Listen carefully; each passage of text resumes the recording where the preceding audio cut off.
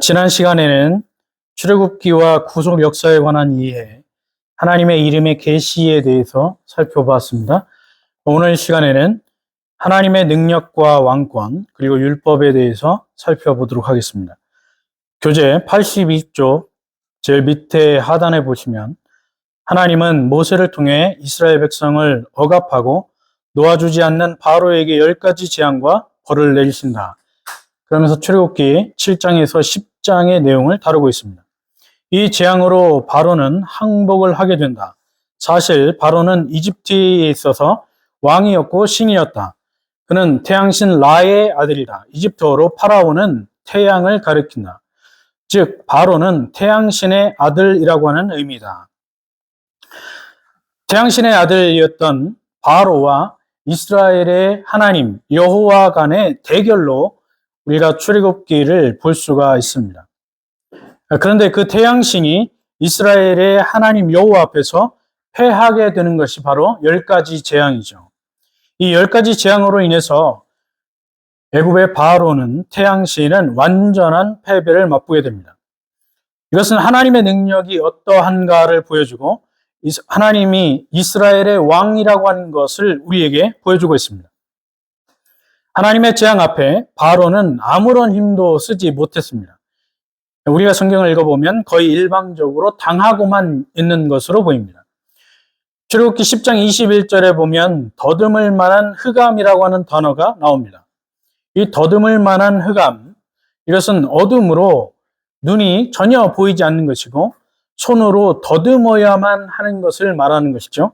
원문을 보면 히필 묘활료형으로 야메시라고 하는 단어로 되어 있습니다. 이 히필 묘활료 야메시라고 하는 단어를 있는 그대로 문자적으로 번역을 하면 손으로 계속 더듬어야 하는 암흑, 이런 뜻입니다.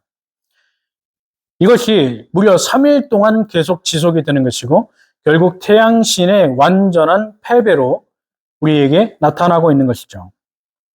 83쪽 두 번째 단락에 보시면 애굽에는 바로 외에도 수많은 거짓 종교들이 있었다. 그 종교의 신들도 하나님의 심판 앞에 아무 힘을 쓰지 못했다. 하나님을 대적한 바로는 여기에서 이스라엘의 하나님이 천지의 지배자이시고 자신은 무능한 자라고 고백해야 했다. 하나님께서 애굽에 10가지 재앙을 쏟아붓습니다. 피와 개구리, 이와 파리, 운역, 독종, 우박, 메뚜기, 흑암, 장자, 이렇게 10가지 재앙을 출애굽기 10장, 7장부터 11장까지를 보시면 10가지 재앙이 나타나게 되는데 그 재앙에서 바로 역시 피하지 못하고 종교 지도자들 역시 그 재앙에서 절대 피하지 못하는 것을 우리가 눈으로 확인하게 됩니다. 83쪽 네 번째 단락에 보면 출애굽기 15장은 모세의 노래이다. 출애굽기 15장 1절에 보면 이때에 모세와 이스라엘 자손이 이 노래로 여호와께 노래하니 일러스되 내가 여호와를 찬송하리니 그는 높고 영화로우시며 말과 그 탄자를 바다에 던지셨음이로다. 이렇게 시작을 합니다. 이 노래를 가만히 보면 핵심은 다른 데 있지 않고 출애굽에 대한 시적인 해석을 하고 있는 내용이죠. 여기에 보면 재앙의 숫자가 성경에 보면 10으로 나옵니다. 10. 그러니까 10가지 재앙을 말하는데 이 10이라고 하는 숫자는 완전수입니다. 그래서 하나님이 애굽에 완전한 심판을 행하시고 있다라고 하는 것을 보여주고 있죠. 그리고 홍해를 가르는 사건이 등장을 하는데 이 홍해를 가르는 사건은 구속의 대드라마의 정점으로 등장합니다. 그러니까 모세가 광야에서 40년 동안 그런 연단을 받으면서 깨닫게 된 것이 나는 아무것도 아니다라고 하는 것이죠. 그러니까 이스라엘 백성들을 애굽에서 건져내는 일은 모세 자신의 능력과 자기의 힘이 아니고 하나님의 능력이었다라고 하는 것을 보여주기 위해서 10가지 재앙을 이스라엘 백성들에게 애굽의 군대들에게 보여주신 것이고 특별히 홍해의 갈라짐 사건을 통해서 그 하나님의 능력이 절정에 달하게 되는 것입니다. 홍해가 갈라지는 사건은 바로 하나님께서 창조주이시고 온 세상을 창조하실 뿐만 아니라 다스리고 계신다라고 하는 것을 보여주고 있는 것입니다. 그래서 하나님은 자신의 기적을 모세의 손에 주셨고 이스라엘을 편팔과 큰 재앙으로 구속해 내시는 모습을 우리들에게 보여주고 있는 것입니다. 84쪽 첫 번째 단락에 보면 또한 여호와는 이스라엘의 왕으로서 애굽에서 자기 백성을 구원해 내신다. 애굽인들은 그들의 우상 숭배로 심판을 받았다. 그러나 이스라엘은 그 압제자들과 함께 우상 숭배에 물들었음에도 불구하고 구원되고 남겨졌다. 이것이 바로 하나님의 절대적인 주권적인 왕권을 보여주는 것이죠. 하나님의 백성과 하나님의 백성이 아닌 자들에 대한 하나님의 심판입니다. 하나님은 창조주이시고 통치자이면서 주권자이시고 만왕의 왕이라고 하는 사실을 계시해주고 있는 것이죠. 물론 이스라엘 백성들이 애굽에 살 때 애굽인들과 똑같이 바로를 섬기고 이스라엘 백성들이 믿는 하나님 말고 애굽인들이 믿는 신들도 함께 섬겼던 것으로 보입니다. 그러니까 광야 40년을 살아가면서 이스라엘 백성들이 보여준 행태, 반역들을 보면 애굽에 살면서 그들이 우상 숭배에 물들었다는 것을 분명하게 확인할 수 있습니다. 그럼에도 불구하고 하나님은 그들을 건져내셔서 하나님의 백성으로 부르시고 광야 40년 동안 그들을 훈련하시고 연단하시는 것이죠. 이것을 보면 이스라엘 백성들이 자신들의 공로와 자신들의 능력과 자신들의 믿음으로 하나님을 선택한 것이 아니고 하나님께서 전적으로 그들을 선택하시고 그들을 인도하셨다는 것을 볼 수가 있는 것입니다. 오늘날도 마찬가지이죠. 그래서 우리가 예수를 믿고 구원받는 것은 나의 공로이고 나의 자랑이 될 수 없고 하나님의 전적인 은혜의 선물이다. 이렇게 고백할 수밖에 없는 것입니다. 내가 40년을 믿었고 평생을 믿었다. 혹은 내가 11조를 얼마 했고 내가 새벽 예배를 빠지지 않았다라고 하는 것이 절대 구원의 조건이 될 수 없다는 것을 우리는 분명히 인식해야 합니다.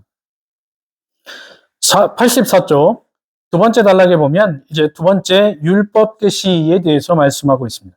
하나님은 모세를 통해서 이스라엘 백성들에게 율법을 계시해 주셨다. 율법의 기능은 하나님께서 친히 설명해 주셨다. 그래서 레위기 18장 5절에 보면 너희는 내 규례와 법도를 지키라. 사람이 이를 행하면 그로 말미암아 살리라.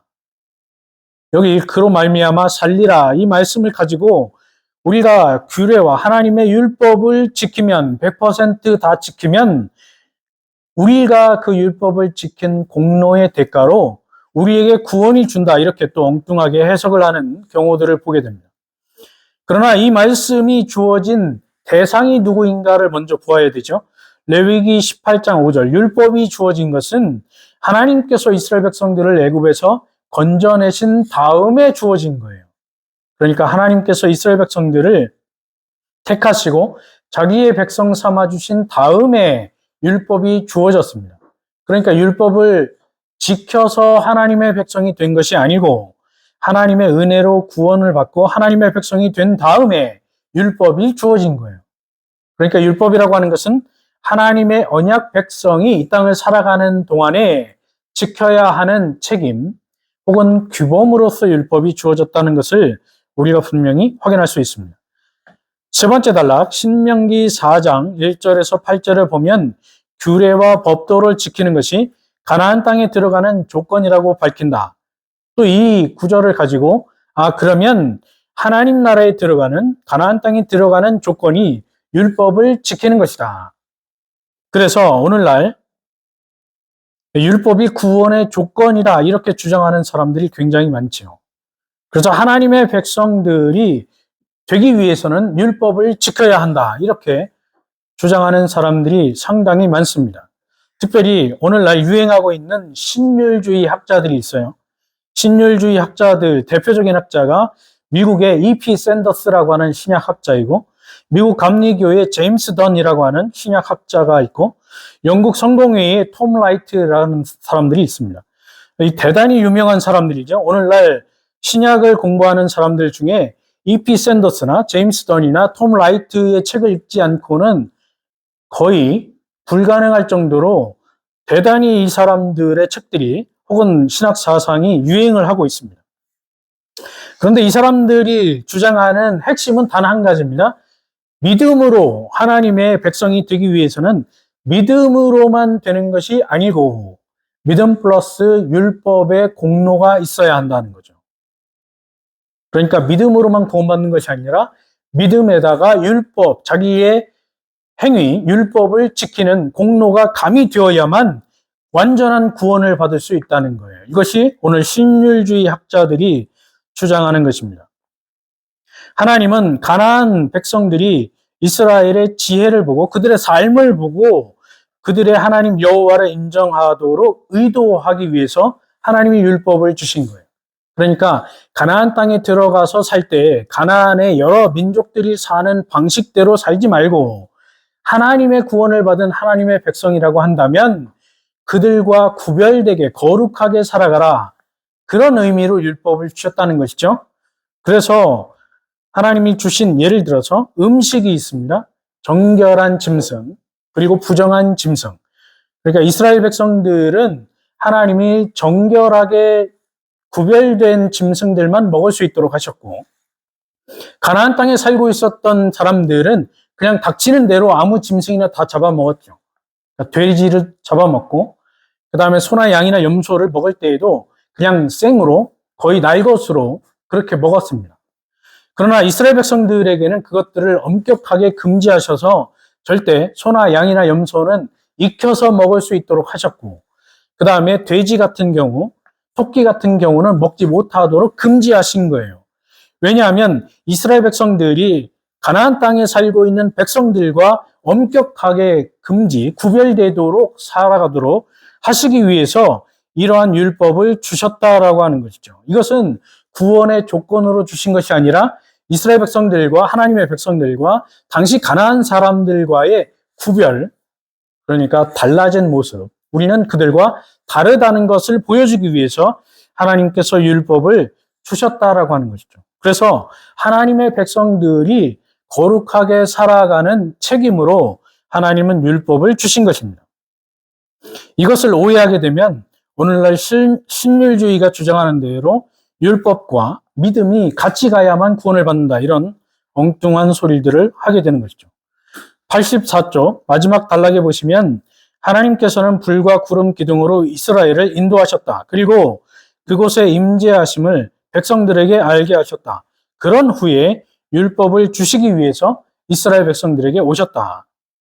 그러니까 하나님께서는 이스라엘 백성들을 먼저 택하시고 부르셔서 하나님의 언약 백성을 삼아주신 다음에 그들이 이 땅을 살아가는 동안에 신앙과 생활의 기준이 되는 법을 주셨는데 그것이 바로 율법이라고 하는 것입니다. 특별히 구약학자였던 멜데스 클라인은 출애굽기 19장에서 24장에 나오는 이 십계명, 율법, 이 조항을 보면서 고대 조약문서의 형태로 주어졌다, 이렇게 강조를 하죠. 보면 조약문서 당시 히타이트 민족이 가지고 있었던 왕과 봉신, 언약의 조약문서의 형태와 이스라엘 백성들에게 주신 언약의 형태가 유사한 것을 볼 수가 있습니다. 하나님과 이스라엘 백성들이 언약 백성이고 하나님이라고 하는 것을 세상 사람들에게 분명하게 알도록 하기 위해서 율법이 주어졌고, 그 율법의 의미를 분명하게 알고 이스라엘 백성들이 율법을 지켰다라고 하는 것이죠. 그래서 10가지 계명, 10계명이 먼저 주어지는 것입니다. 자, 이 10계명을 통해서 하나님과 이스라엘 백성들, 즉 언약 백성들이 어떠한 관계를 가져야 하고 또 인간들, 언약 백성들 간에 어떠한 관계를 가지고 살아가야 하는가를 10계명을 통해서 분명하게 보여주고 있습니다. 그래서 신의 산에서 주신 이 율법은 구원의 조건이 아니고 하나님의 언약 백성으로서 하나님을 섬기는 방법, 그리고 이웃들과 살아가는 데 있어서 어떻게 살아가야 되는지 그 생활의 기준에 대한 방법들을 제시해 준다라고 우리는 기억을 해야 하는 것이죠. 다음 시간에는 언약과 언약의 중보자에 대해서 살펴보도록 하겠습니다. 감사합니다.